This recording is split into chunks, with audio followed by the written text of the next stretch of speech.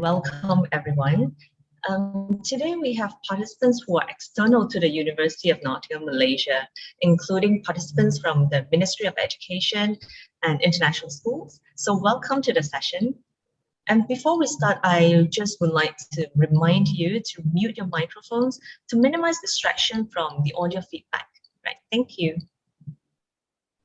Today's session is actually part of the Innovations in ELT workshop series that was initiated by the late Professor Dr. Gana Kumaran Subramaniam, who was the head of school in University of Nottingham, Malaysia.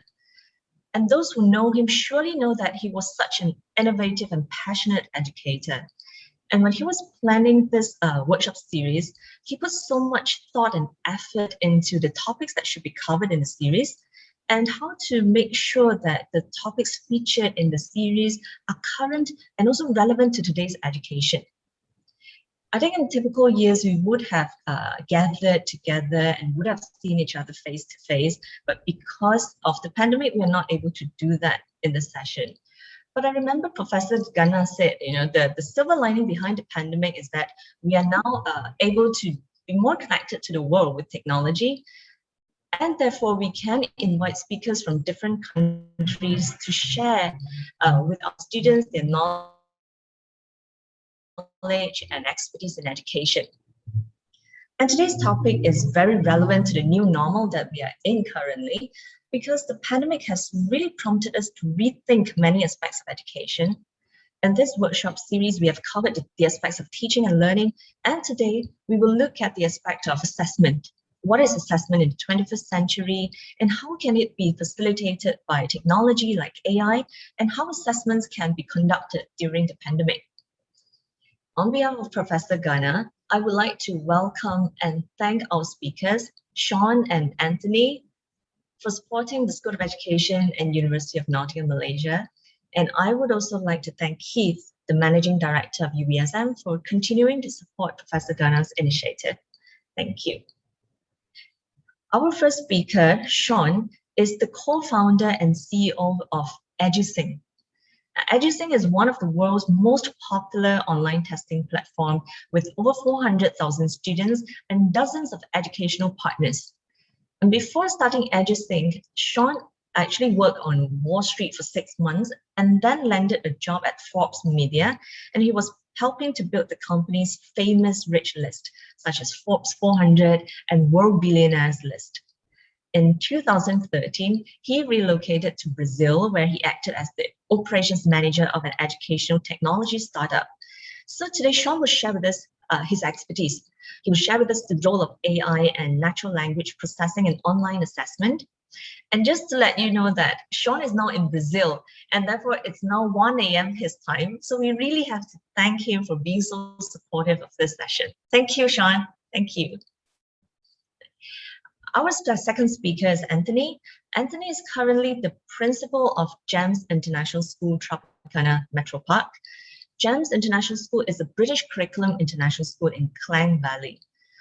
Originally, Anthony wasn't in the field of education. But he was instead worked in the area of public, media, and analyst relations. However, because of his passion in education, he worked as a teacher and then to Trinity College, University of Cambridge, to train as an English teacher.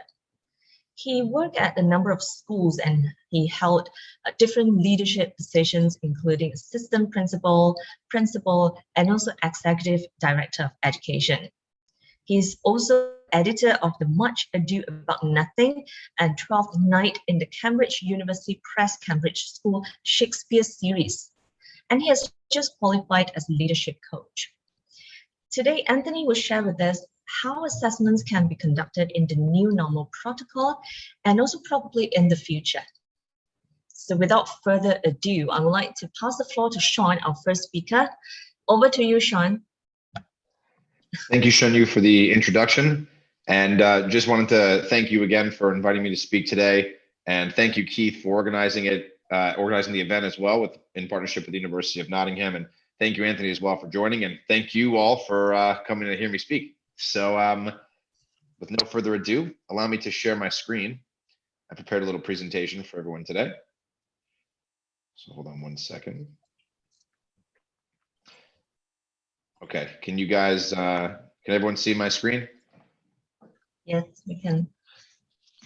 Okay, fantastic. So as Shunyu introduced me, I am the co-founder and CEO of EduSynch, which is an affordable and scalable online testing platform designed for institutions. And before I dive into the topic of today's conversation around AI and natural language processing and the role of assessments, I wanted to kind of describe a little bit more about what it is that I do on a day-to-day basis and the kinds of things we're seeing around the world. And to help me do that, I wanted to introduce Hannah. So Hannah is the head of English programs at an organization called Berlitz. For those of you who don't know Berlitz, it is the largest private language training company on earth. They are not just focused on English, although that is one of their main focuses. They do any kind of language and primarily work with corporations around the world, training people to become better at language. Over the last couple of years, as we've been diving deeper into this assessment space, we've come to know many Hannahs around the world, and a lot of people in this role and working in generally in education and trying to figure out how to assess students remotely all have similar problems.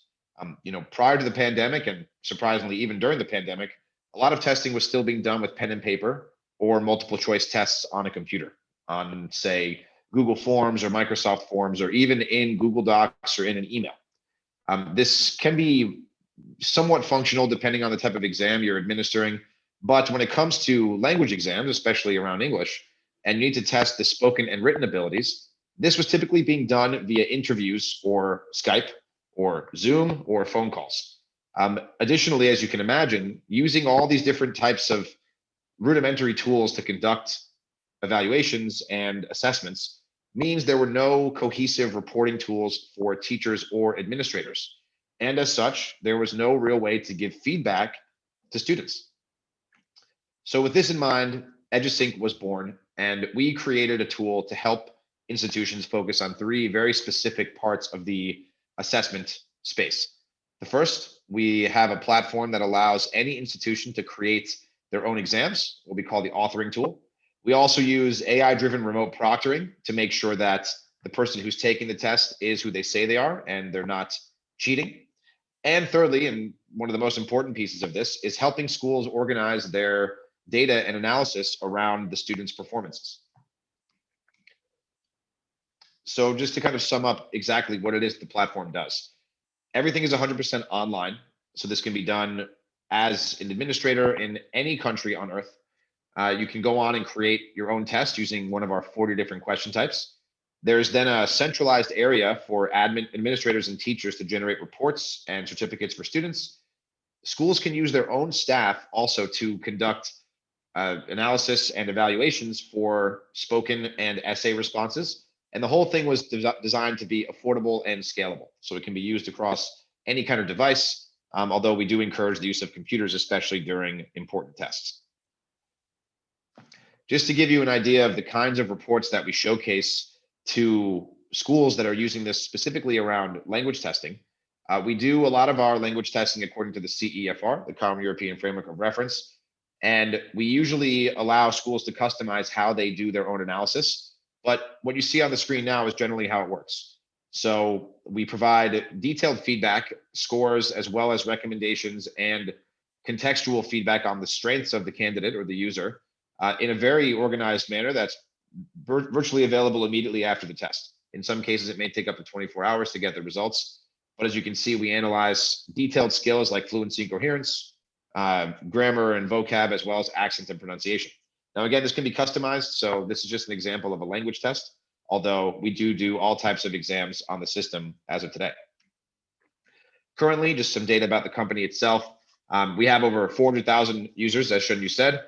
We have over 47 institutional partners around the world. There is at least one person in every country on planet Earth that has used the EduSynch platform. And we have well over 14 million questions having been answered on the system just in the last couple of years.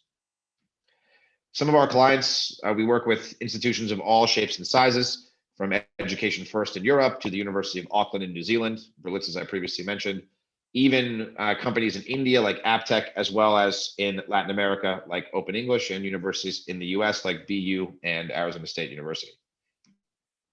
And a little bit of background on myself. and why, I kind of know what I'm talking about. So I was born and raised in New York City. I currently split time between Brazil and Mumbai, where our company is operating out of. I majored in economics and computer science, and I've been working in startups for the last 8 or so years, the last 5 of which have been spent focused specifically on this assessment and testing space. And now jumping into the topic of today's conversation.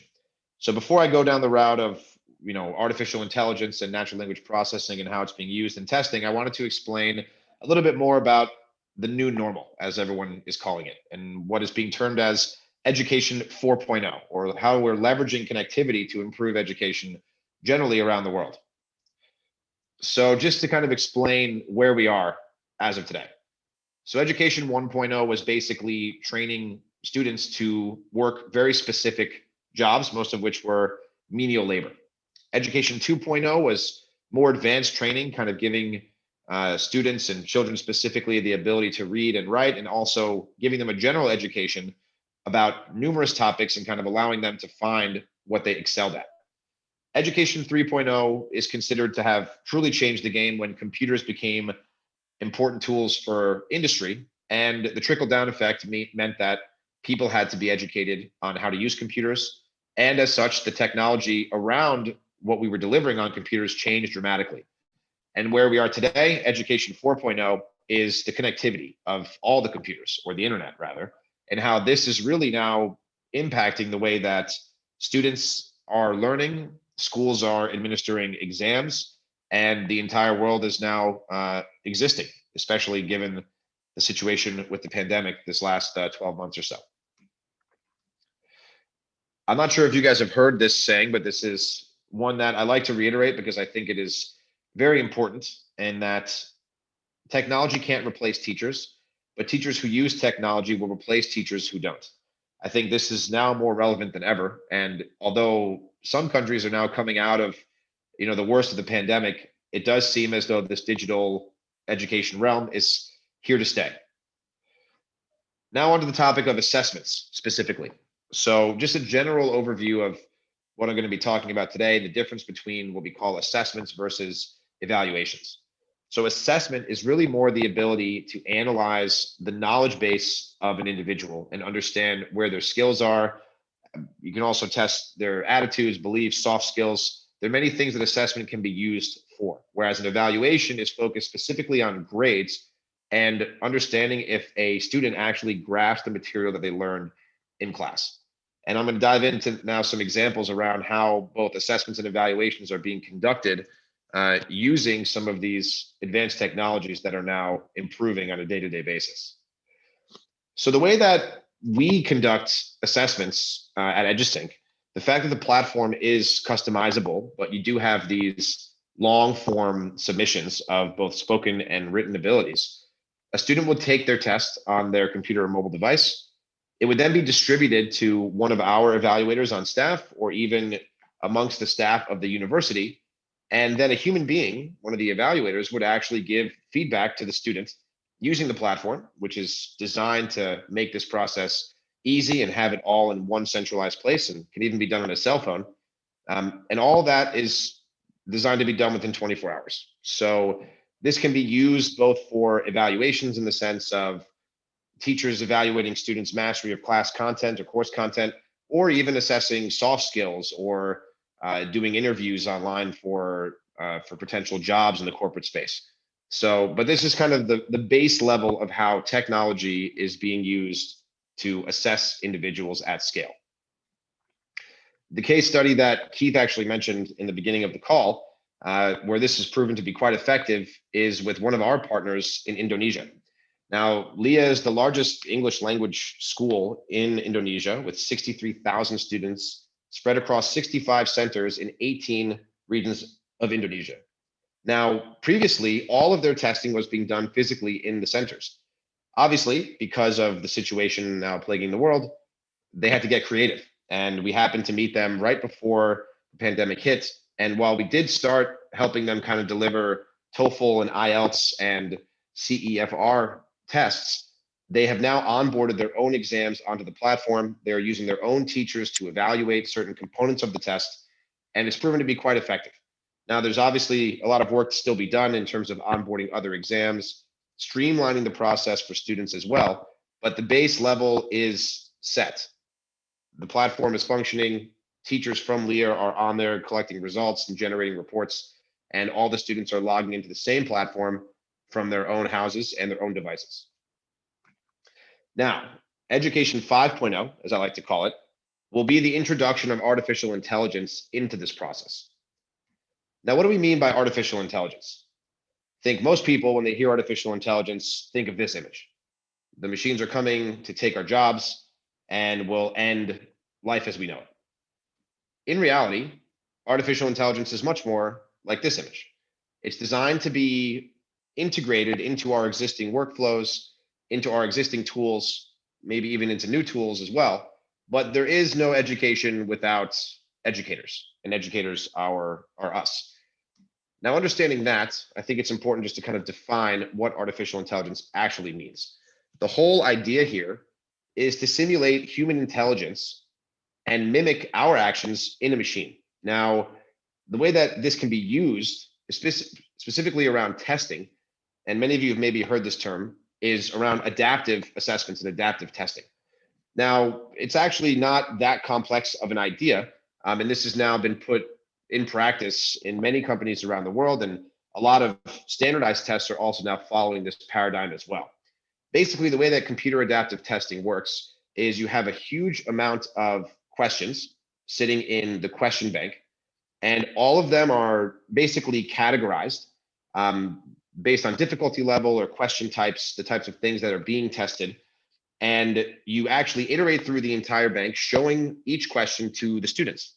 As the students answer them, you categorize their answers and you catalog everything, and you feed them questions that they need to see, whether it's based on their difficulty level or their understanding of the topic. And as they go through each question, the computer is constantly updating what it understands about the user and adapting the test to that specific user. Now, there are a number of different ways about going about this, but that is generally the idea. And this is, what most people would consider to be a base level form of artificial intelligence used in assessments. Now, the way that you can kind of get more advanced with this is you can have different tags for different types of questions. There's also now ways, as this technology has progressed over the years, of determining if a student could potentially be guessing based on how quickly they answer the question, what their mouse is doing on the screen. There's a number of different tools now that are being used to really figure out how best to adapt the test to the student. And this is a very exciting space because I do think we're going to see a lot coming out of the computer adaptive testing world in the next couple of years. Now, another way that AI is being used for assessment specifically is what we call fraud detection. You might have read articles about this, as this has become a huge issue over the course of the last year. If you're a university, you're conducting admissions tests to international students, how do you guarantee that the student is who they say they are and that they're not cheating on the test? Now, a lot of universities and educational institutions have opted to remove high stakes testing, but unfortunately, that's not a reality for the majority of schools and institutions. So part of what we do at EduSynch, and this has also now become a huge industry over the course of the last few years, is focusing on how to use the computer and the machine and artificial intelligence to determine if a student's cheating. So at a base level, the way that this works is using the webcam, using software that actually monitors the student, using the webcam, monitoring the microphone, mouse movement, how much time they're spending on different questions. All of these factors can be used to basically create a profile for the student and for that exam. And over the course of time, you can train the computer to recognize strange behavior. There's also a way to now take photos of the user during their test or record it, just as we're recording this Zoom call, and use some base level facial recognition to see if the user actually matches an ID that they scanned at the beginning of the test. Using all of these tools combined, you can actually get a pretty accurate idea of if the student is cheating or not. And this is all almost exclusively led by artificial intelligence. And this also is not test exclusive. So this can be used on any kind of assessment. as well as really any kind of educational platform that now exists. And I think as we progress through this accelerated phase of digital education, I think this is going to be a huge space that continues to grow over the next couple of years. Now, when it comes to language specifically, NLP is a fascinating space that I'm sure many of you have heard of, and that is also now being used in a lot of different scenarios to assess students' language abilities. So for those of you who are not familiar, NLP stands for natural language processing. And the entire concept is basically being able to allow a machine to understand us when we speak naturally. So many of you have probably used Alexa before, or Google Assistant on your phone, or Siri on your iPhones. All of those tools use natural language processing to understand what you're saying, and then have a computer analyze it and understand it, and then respond to you in the way that you expect to be responded to. Now, NLP technology has also come quite a long way in the last couple of years, and has been accelerated pretty dramatically by the pandemic. One of the ways that we're looking at integrating NLP into our testing, specifically around English, is what they call machine learning based written assessments. So as a user, as a student, you would go on and write an essay. And before you submit your essay, or once you submit your essay, we would actually have our system trained on tens of thousands of potential responses to the same exact prompt that you were given as a student. Now, having that many samples of real students' responses to the same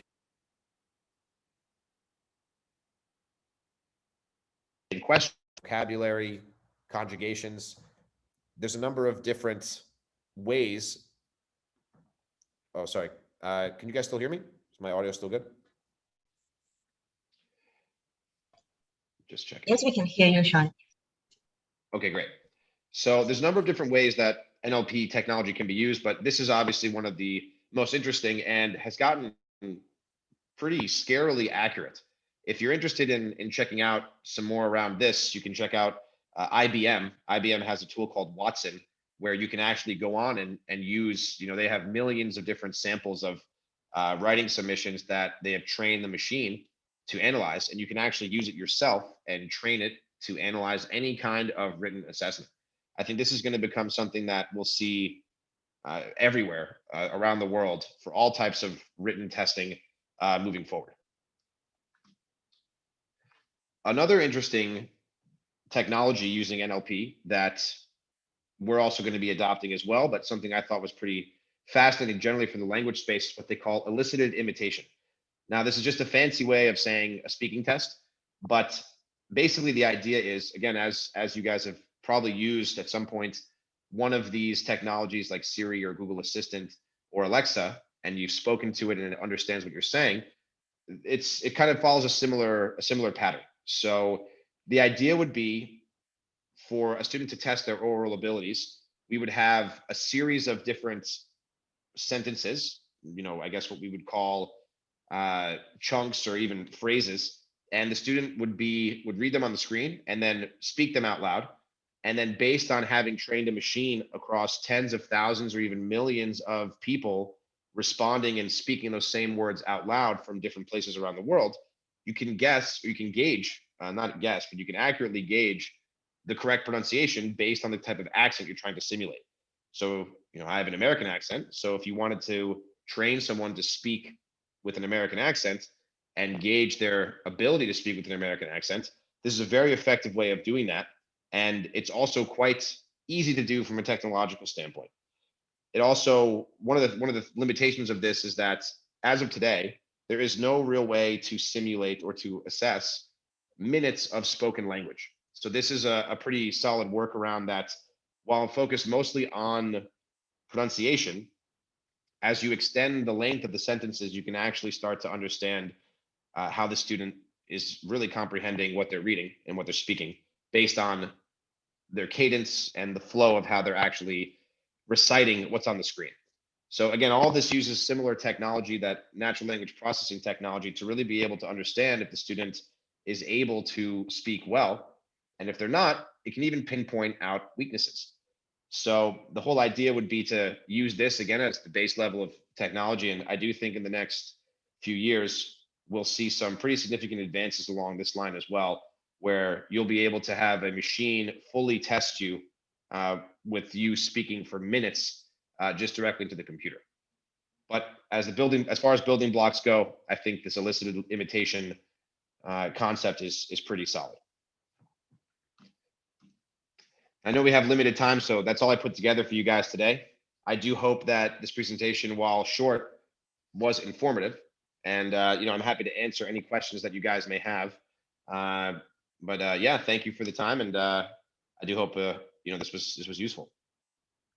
Thank you very much, Sean, for giving us the overview of what EduSynch is and how AI and natural language processing can do for online assessment. So, any questions? So, don't worry, nobody's getting replaced. Again, the whole idea, at least I think this is now maybe more apparent than ever, is that the technology is there to help us. And as educators, I do think we are responsible in that we have to use technology to the extent that we can, and that our students are using it, but use it effectively. So the whole idea is that we won't be replaced by tech, but it can help us make our lives easier so we can spend less time grading and more time teaching.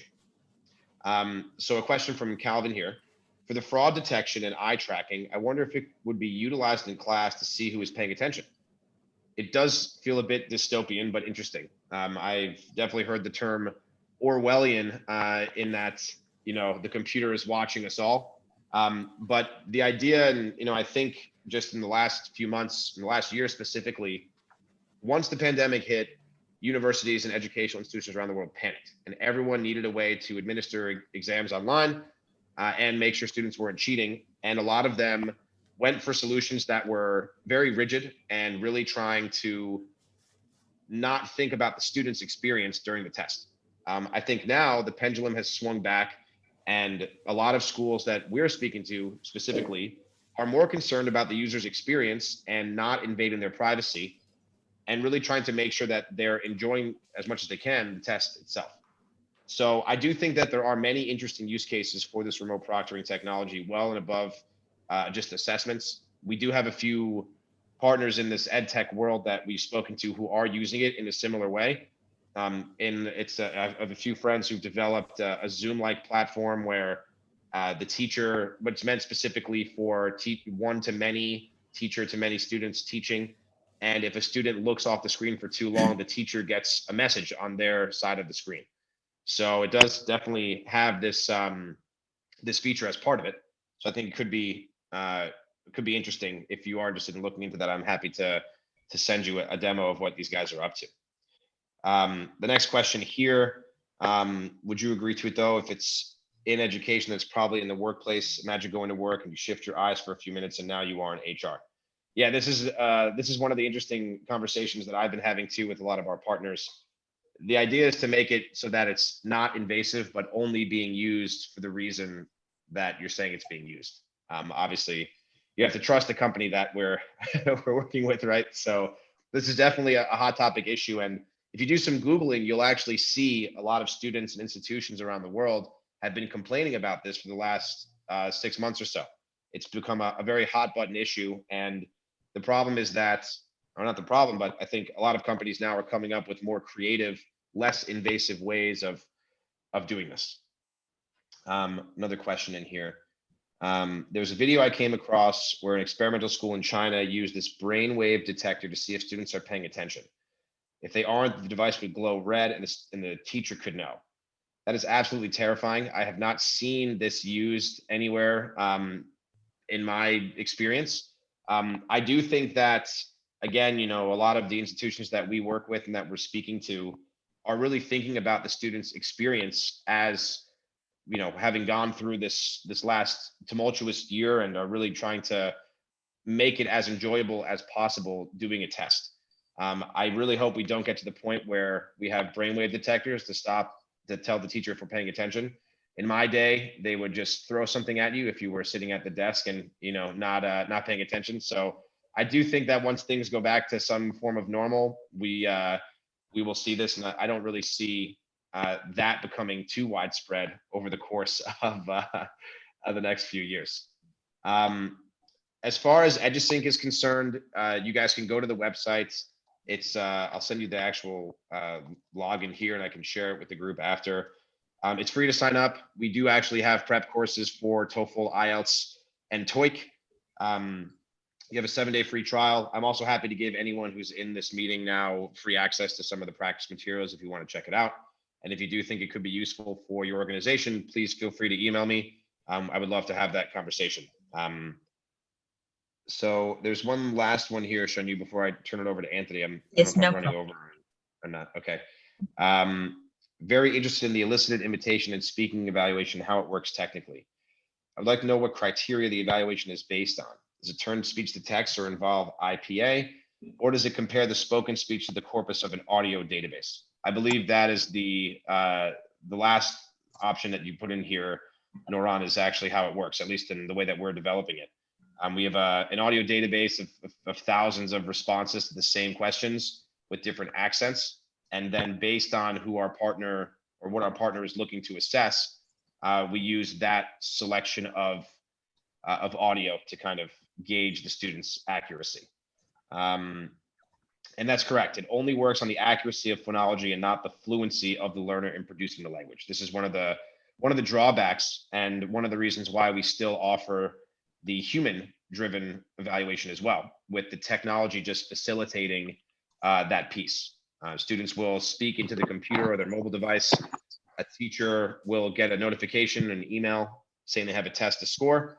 They log into the EduSynch teacher platform and can score the test, and the student gets their results and feedback as soon as the teacher is done. So I think there's always going to be a place for this. I don't really see, I think the technology will evolve pretty significantly in the next few years around spoken analysis or speech analysis, especially using NLP. As you're seeing, you know, the Google technology, Amazon and Apple, they can all understand various languages, different accents already. It's just a matter of time until those technologies are being used to actually test someone's ability to speak English. But you know, for the time being, I do think that the human-driven component is quite important. As far as the evaluation for the elicited imitation, it's really just an accuracy reading in terms of how the user pronounced the words and the phrases throughout the test. We do have, based on the fact that we've done this with thousands of students previously, you can draw certain conclusions based on the user's responses as to how fluent they are, but it's all kind of based on previous data that we've collected over the course of the years. Most of our institutional partners are really interested in just kind of knowing the fluency, the pronunciation of the students and their ability to reproduce these words, which they can then use to gauge the student's fluency. And we do attach a CEFR level to it. The CEFR is relatively easy to assign to it given these parameters and the 6 levels. However, for the human-driven CEFR testing that we do, we actually have a 14-level scale. So we developed that test in partnership with Berlitz actually, and using their few thousand students of theirs, we were able to kind of discern a deeper level scale with the CEFR, which most of our partners have actually come to like, because a low B1 level student is very different than a high B1 level student. So, but yeah, I'm happy to answer more questions via email. I do think I've run over a bit. So my apologies, Anthony and Shanyu, but I'll turn the mic over to you guys now. No problem. Thank you so much, Sean, for enlightening us in this topic, because this is very new to us. Thank you so much for shedding light on this topic. Thank you. So now let's proceed with Anthony's presentation. Thank you very much, Anthony. Over to you. Thanks very much. It's always quite interesting when you're asked to talk in such events, webinars, that kind of thing. And the person before you speaks about a very interesting topic, but also touches on some of the things and uses the exact words that you're going to use as well. So despite the fact that Sean and I only met yesterday very briefly to just test out technical details, we've actually do converge on some of our thinking, and I think that's quite interesting because there's obviously lots of different ways of approaching assessment, especially in a new normal. But I think there are some some changes in the way that we're going to do things, and some movement forward, which is it's quite common experiences as well. So I'd like to thank Sean for his interesting talk there, and also to Zhenyu and Keith for organising this and for inviting me along. What I want to talk about today really is about the situation that we found ourselves in about this time last year, when the pandemic hit, and then we started to lock down in 2020. A lot of people involved in education, including governments, including examination boards and authorities, they panicked, and that was the word that Sean used earlier on.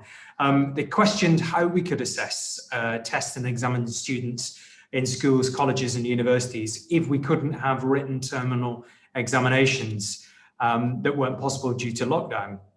And when it came to assessing grades for GCSE and A-level, we were asked to award teacher-assessed grades, and the exam boards told us to use the evidence that we have. Now, most teachers were left scratching their heads because they've been told for years to privilege the exam assessment above all, and they didn't have much evidence at all.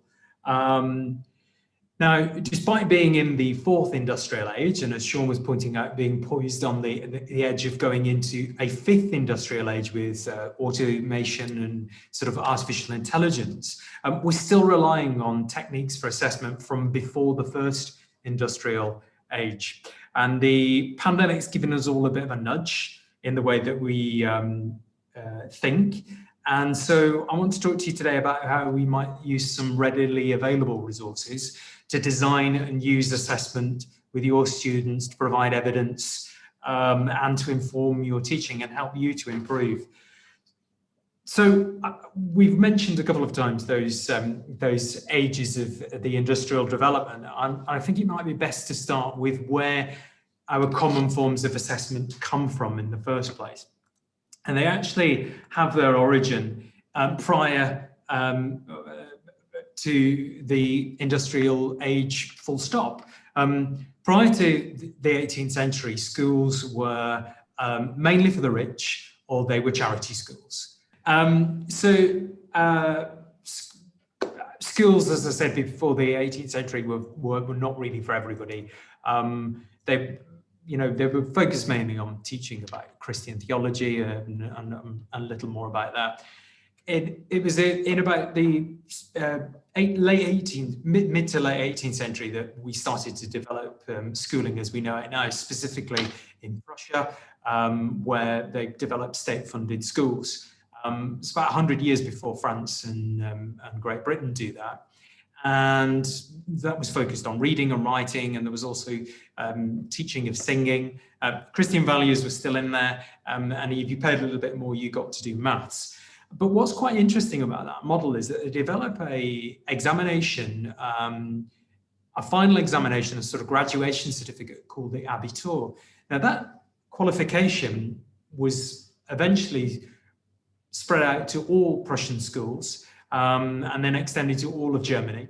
And in fact, it was used as a prerequisite for entering the civil service. It was used for a very, very long time. In fact, it's still used in Germany, and it became a model for all of these end of school leaving certificates. And that model gives us many of the things that we still expect. We still expect state certification of teachers. We still expect national testing for students.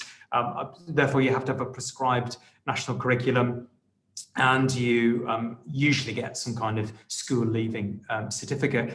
The problem is it's pretty selective, it's pretty elitist, it's still quite class-based, and it's quite a generalist way of looking at education. The criticism, and many have popularized the view, and if you want to have a look a little bit more about this, look at Sir Ken Robinson's RSA talk. He kind of does a TED talk on this. They've popularized the view that this is a factory model of schools, preparing students to go and work in the factories. Now, I would argue that the model actually precedes factories as we know them, and most modern schools are not factories at all. But in a sense, and this sort of metaphor is borne out, you put in raw products, children, they're shaped and fashioned into new products, meeting the demands of life. And we still think of assessment and education in that way.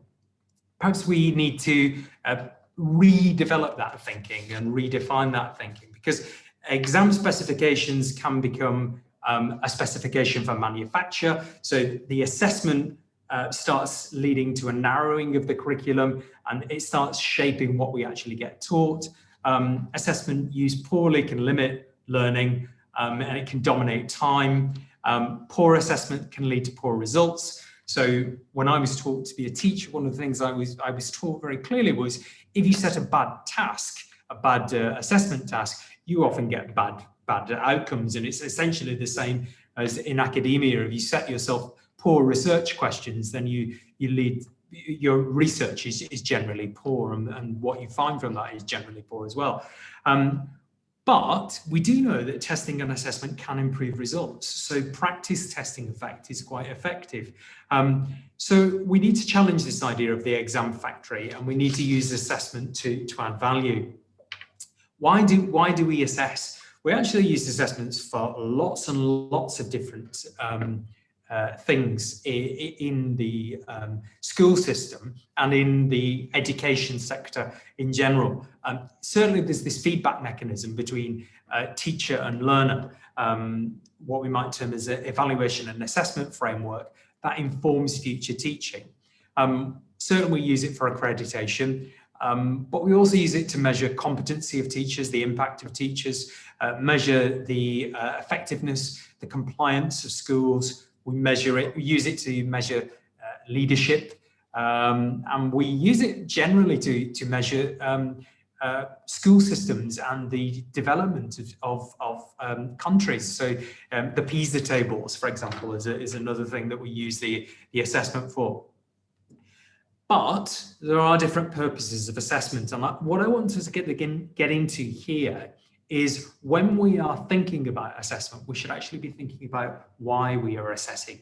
And I think that we can divide that out into three areas. Summative assessment, which is what I've been talking about, this kind of idea of written examinations, something recording, marking, certifying achievement.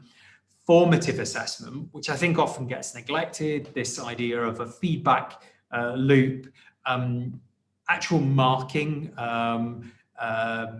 giving feedback to students, etc. And there's a lot more that we can do with that. And to Sean's talk again, the use of automation, artificial intelligence, I think is particularly useful in that area, and not necessarily just in the summative feedback. And also diagnostic assessment before learning, to evaluate students' strengths, weaknesses, knowledge and skills before instruction, and then working out where they've moved on there, providing a benchmark. There are different types of assessment that we can consider.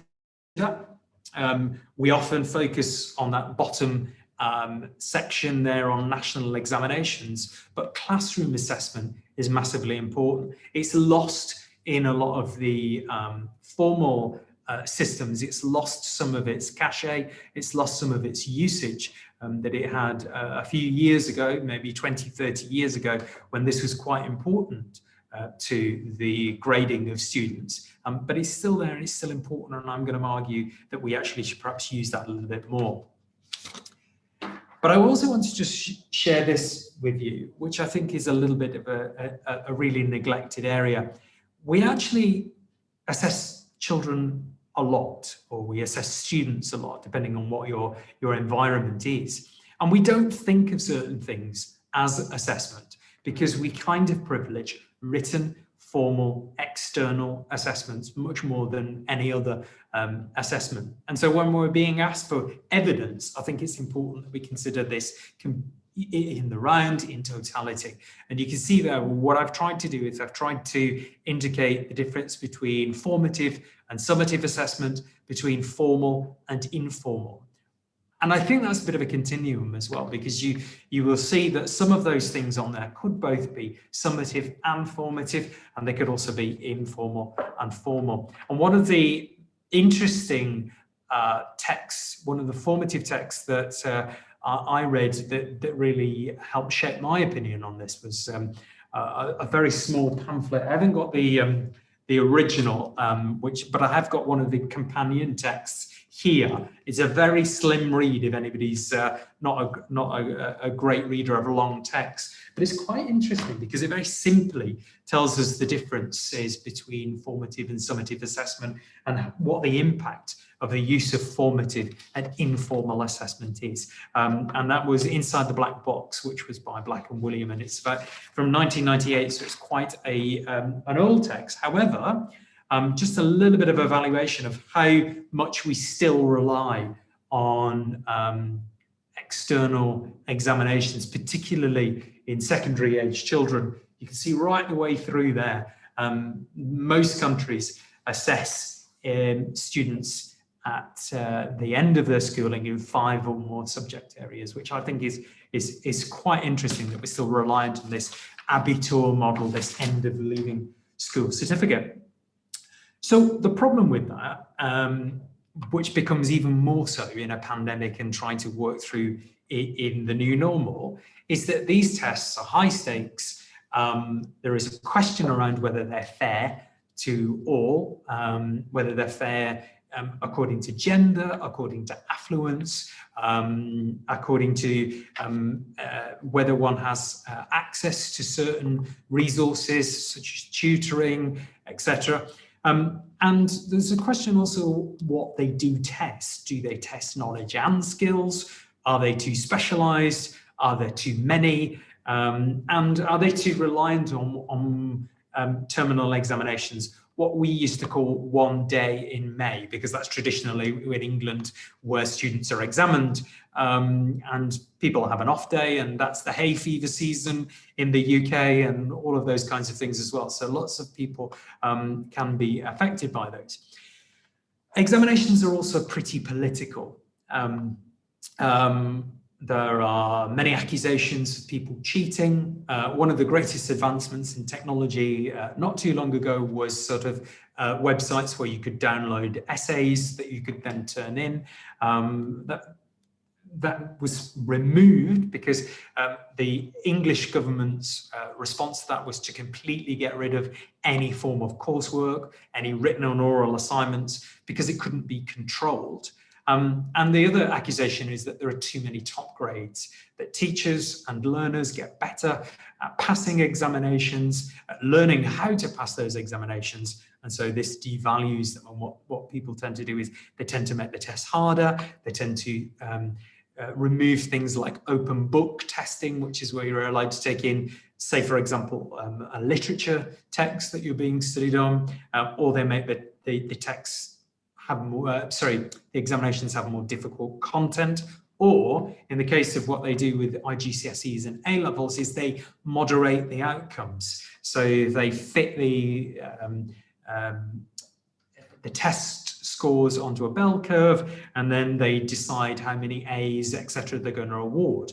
Now, that means that these tests are not about proficiency, but they're about selection.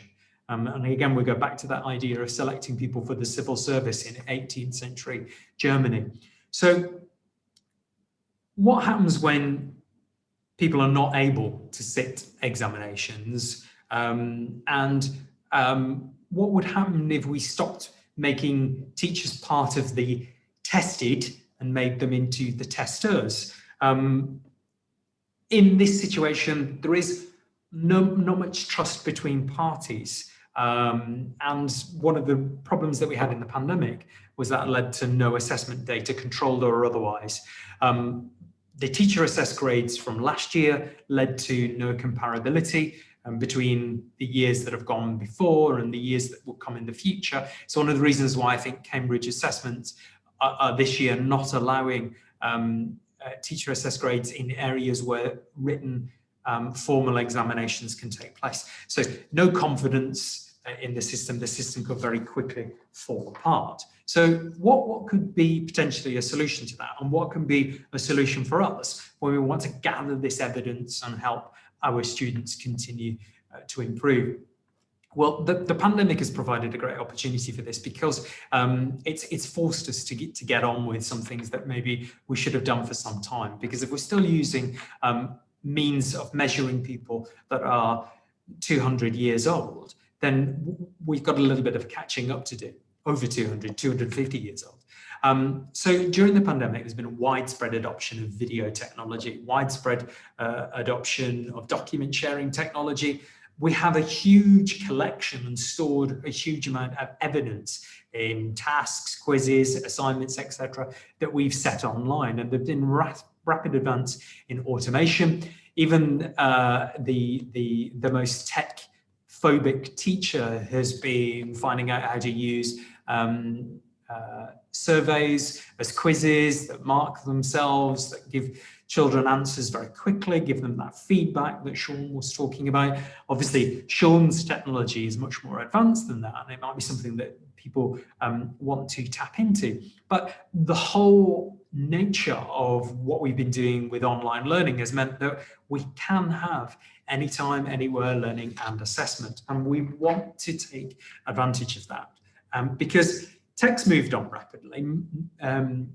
Necessity is the mother of invention. We've had to do it. And many of us have simply used features that have been added to existing free platforms. Now, I know nothing in the world is free, but many of these things come bundled with operating systems that we already have, or the things that we already use in other areas. So we've been recording lots of things. Recording provides evidence, it provides the opportunity to prepare something, it provides the opportunity to pause and repeat something. Very simple things, but these are not things that are available in our traditional learning environments or a traditional assessment environment. As I said, surveys, quizzes, presentations, the reactions of other people, the participation of people who normally are just watching things. Very seldom in a classroom setting do we capture the input of participants, say when somebody is giving a presentation, but that's been really quite important here. There has been a dominance of major players, but that dominance of things like G Suite, Microsoft Teams, Zoom has meant that many learners have access to this. And I think it's really important to consider that as well when we were looking at things like democratizing our access a bit and bridging the digital divide. Certainly, I would say that, if we are going to invest in specialist apps, make them fit to your assessment design, and I will come to that in a moment about designing assessments. You're the greatest learner. You are going to act as a model to many of your students. So get out there and have a look. Another thing that the pandemic has done is put a huge amount of material online, particularly on sites such as YouTube. So you can get on there and you can see what other teachers are doing. So this idea of a joint community of practice and developing our skills and our knowledge is really quite important. It's also a real shortcut to learning how to use some of this tech. And I do wholeheartedly agree with what Sean was saying, that if you don't adopt this as a teacher, then you're missing out on a lot of opportunities to make your classroom and your students' learning experience richer. And when I use the word classroom now, I'm not necessarily just thinking of a room in a school or a college or a university.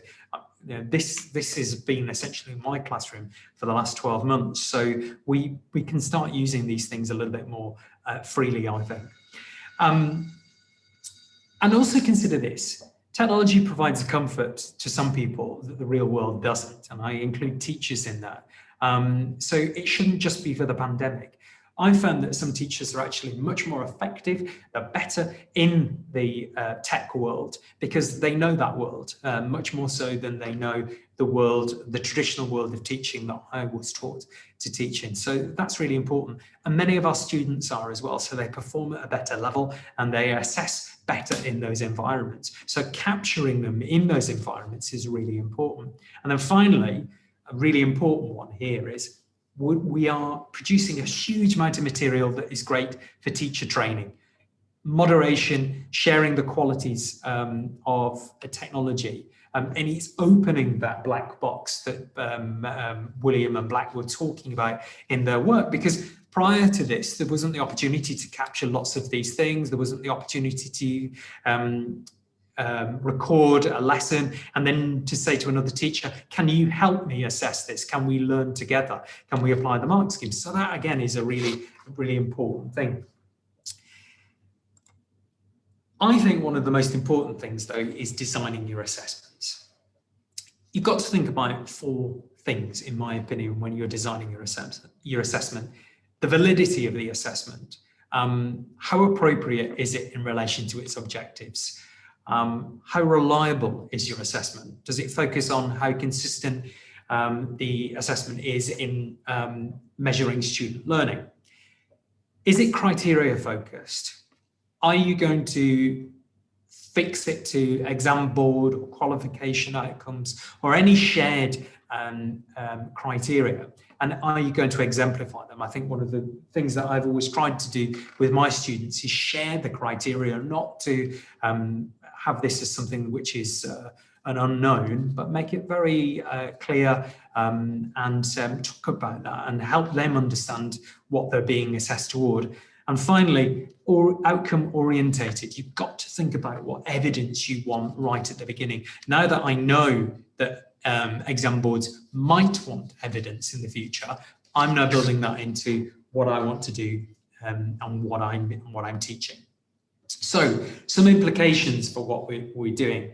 I think we need to avoid reliance on external formal assessment.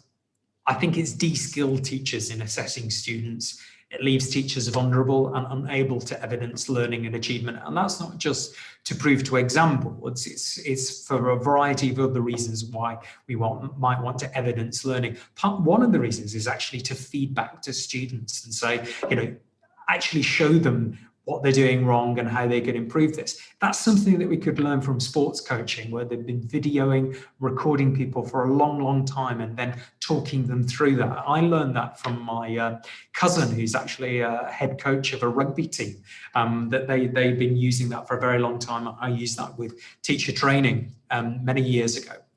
We place too much emphasis on one day's performance rather than sustained progress over time.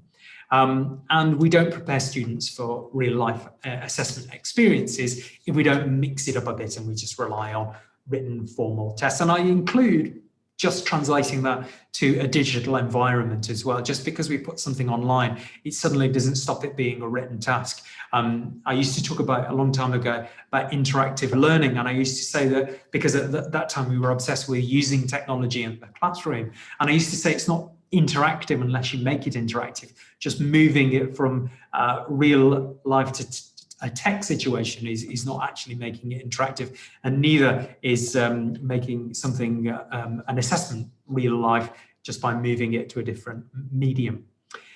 We need to switch to privilege internal and or informal assessments because that provides practice for students and teachers. I want teachers to become examiners in assessment. I want them to be empowered in that situation. We shouldn't have, as teachers, somebody sitting above us who decides the grades. I think we should be much more part of that. And developing a bank of evidence of capturing things in whatever medium you capture them can also be used to support and challenge grades. Again, it'd be useful in the future that we can actually go back to the exam boards and say, well, actually, we don't agree with you.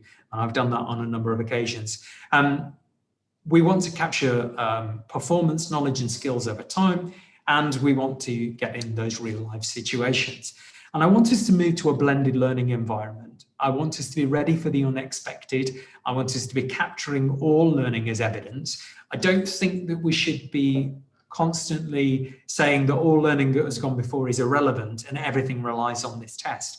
I think we could save ourselves a lot of time if we're actually looking for evidence as we go along and trying to accredit students in that way.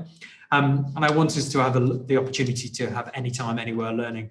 So it's the best of both worlds for learning and assessment outcomes and different learning styles. As I said before, I think that we want to be able to cater for people who have more comfort in a tech environment.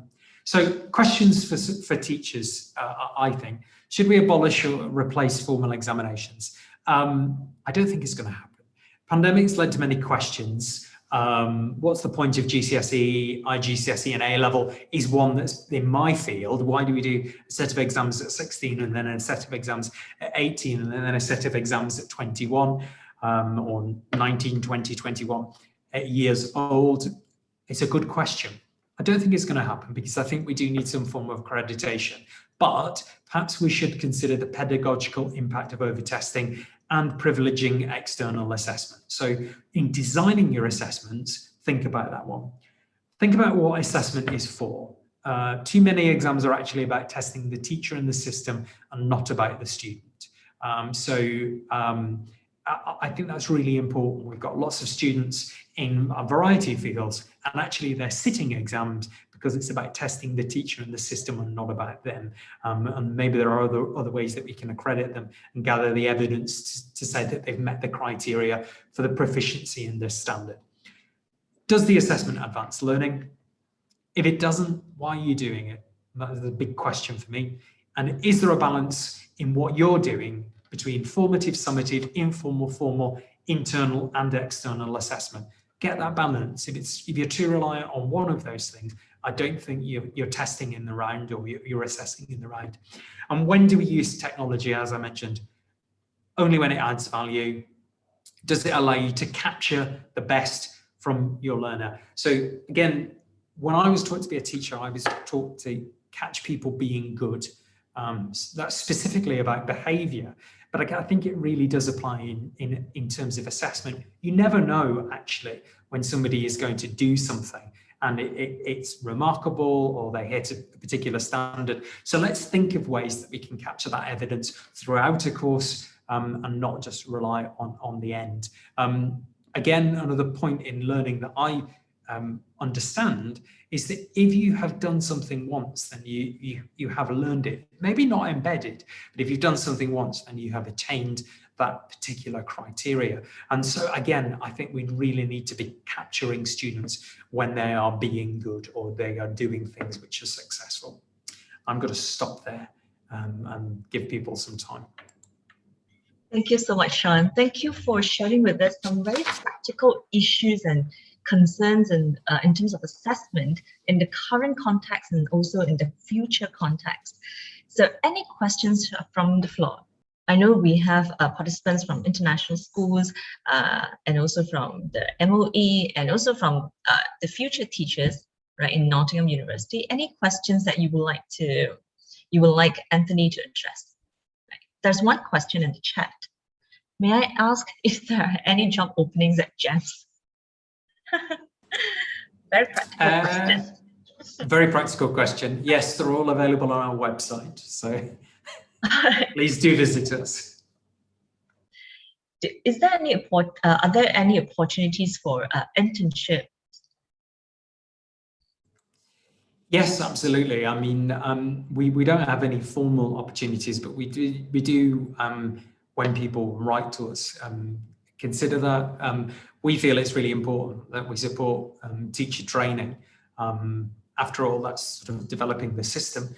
So if anybody's interested in that, please do write to us, and we will do the best that we can to support that. There are some limitations around student safety, safeguarding, etc. But where we can, we want to give people a practical experience of what it's like to work in a particular school and schooling in general. And if people then decide that they want to be teachers in the international or the national school sector, we think we've just supported the general pool of teachers and the quality of teachers and improving the system. So yes, if anybody is interested, do get in touch. Right, thank you so much. Thank you for being so generous for the opportunities. Thank you. There is another question from Tabinda. Yes, Tabinda asks about any assessment apps that we can actually use. I'm not going to endorse any particular apps, and the reason for that is I do think it's important that you find what is useful for you. I am concerned, as I said earlier on, that sometimes some of these apps are actually just a technology solution to something that we already do anyway, and I want to see where they add value. So in terms of gathering evidence, at the moment, what Sean is talking about, I find fascinating and very useful, where it could reduce the workload, the burden, it could perhaps improve the accuracy of certain kinds of assessment, but there are still some limitations on that. So there are still some concerns that I have about, and not with Sean's product, obviously, but with some other products which I don't think are as good yet as the teacher. And I think that's what Sean was saying, was about carefully about the teacher using the technology. And I think that's important. So that there are apps that we use, but we're not yet at a point where we've got something that's completely automating our assessment. We're using technology in our assessments, and I think there's a difference there. Right. Thank you very much. Any other questions? I have a question. Yes, Joy, yes. Because just now I've heard that you mentioned a lot about some questions that we need to consider when we are doing the assessment. So may I ask if I can summarize to say that what you would hope the teachers would do in class is not just focus on assessing the students on national level, but also knowing how to adjust according to the student's ability. Is this what you hope to bring about? Yeah. So I just want to clarify. Yeah. Yes, certainly. So absolutely. I think that the reliance on external tests, the reliance on end testing, summative testing, is something that I would like to see us move away from. I think formative assessment throughout a course is much more useful, and it's a feedback loop, and that should inform your teaching. So once you understand which criteria your students are able to achieve, which they're not, then you can develop your teaching, your planning, your learning. Too often there is a lot of time spent drilling things that children or students already understand. Whilst it's important to embed and develop and encourage that learning, also sometimes we've not got that feedback loop that then informs our teaching. So yes, assessment should be used in a classroom for a teacher to determine what they should teach from the program of study, etc. Any other questions? You can type it in your chat in the chat box, or you can also unmute yourself and ask the questions to Anthony.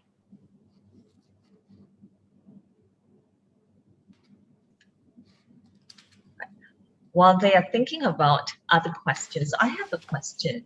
I'm just wondering, based on your experience with professional development and experience with your teachers, so what is the major skill gap or knowledge gap in teacher assessed grades among teachers? I would say translating the criteria into practically recognizing the features in writing or in spoken presentation or discussion. And for me, one of the things that used to happen in the UK was that when we were learning about examination criteria, we had to go and to some training, and we all had to sit there and watch videos. It's very old-fashioned now, and discuss, and there's a sort of meta language that one has to develop around assessment. So it's the bit between the written criteria and recognizing it. It's sort of learning what does a C practically look like? I think that lots of the technology that we have now allows us to capture a lot more of the learning taking place and then allow for the discussion. When I was teaching writing as an English teacher, I would always teach children to write what they wanted to write and then redraft it looking at spelling, punctuation and grammar, because to be creative and to be an editor are two different processes and you can't necessarily do them at the same time. I would strongly advise teachers to try to capture the learning in their classroom so that they can then look back at it in order to assess it, because I think being a teacher and being an assessor are two different processes, and I'm not sure you can do those at the same time. When you're being a teacher, you're focused on delivery, you're focused on classroom management, you're focused on timekeeping, those kinds of things. You're not focused on the criteria and looking out for the very best in the children for when they are hitting those criteria. So, and also you can't sit there with somebody else and maybe a more experienced colleague or a neutral colleague, or you can't do that. So try to separate those two things, I think, is important. And that's where I see the gap. And of course, it's very fast paced and we have a lot of work to do, etc. So that really buys you a lot of time to do that. Right. Thank you so much, Anthony. Thank you. Any other questions? So we have gone over time. So if you have one more question, so you can feel free to ask Anthony one last question. No question? All right. So thank you so much, Anthony, for sharing this with us. We really appreciate it. I'm sure students and other participants must have learned so much from your session. Thank you very much. Thank you.